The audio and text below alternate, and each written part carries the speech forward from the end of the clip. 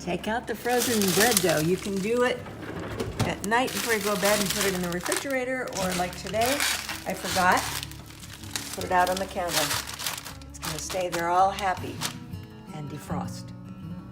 If you did forget though, to take out the bread in the morning, here's a workaround, and this is very specific instructions. This will significantly make the time less for letting the bread dough thaw.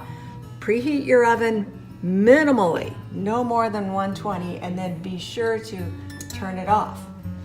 Then what you'll do is get a pan of hot water, put it in there with the bread dough. It'll take a lot less time, but don't leave the oven on. You'll be sorry. Okay, so a couple of hours later, the bread has been nicely thawed, probably 2 hours or so faster than if you had just left it out. I've pre-cut the bag along the edges, so you pull that off, and the dough is nice and squishy and soft, ready to be made into rolls. Okay, the butter. For one package of loaves, which is 3 loaves, I melted 2 sticks of butter. And then I just pour that melted butter into the pan that they're going to get baked in. I've already done these.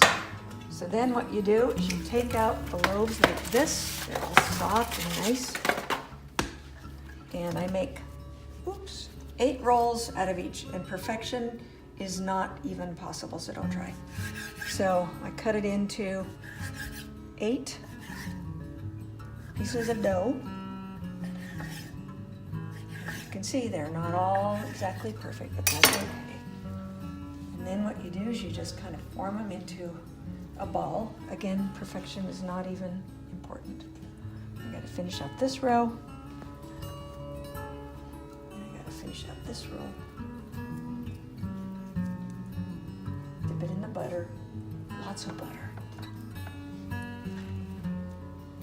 2 sticks of butter is actually 1 cup, in case you didn't know that. Dip it in the butter. Ooh, this has got so much butter, I might have to share some of it. Or not. Maybe. So I'm going to put 6 of them in here.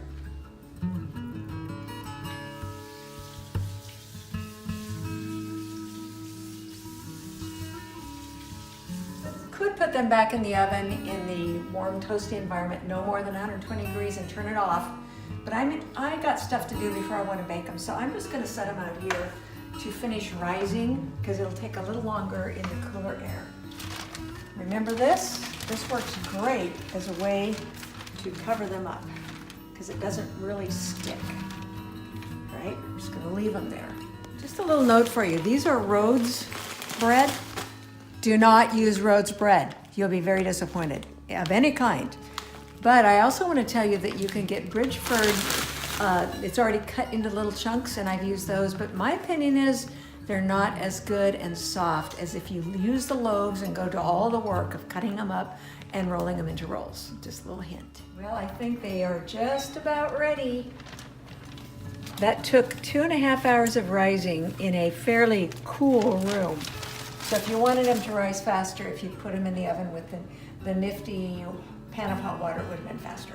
So we're going to preheat the oven to 350, and then voila.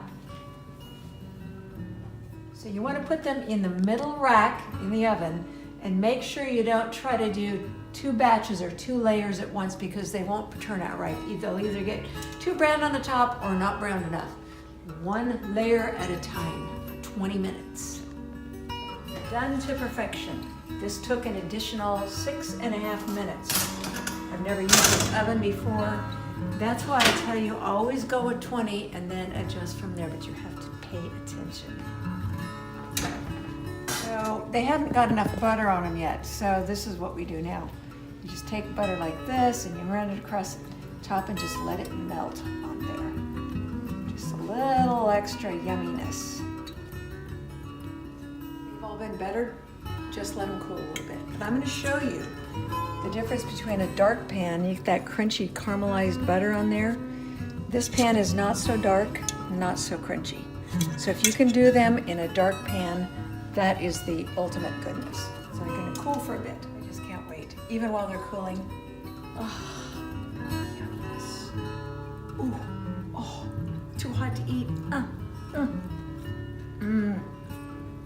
caramelize.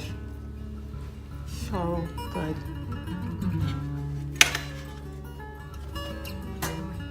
You don't want to lose any of the crunchiness butter.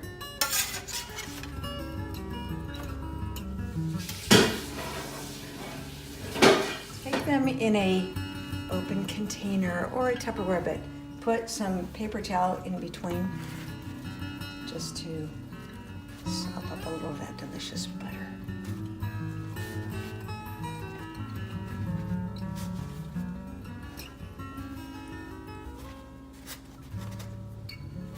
And off to Erin and Amy's we go. Kids are gonna love me.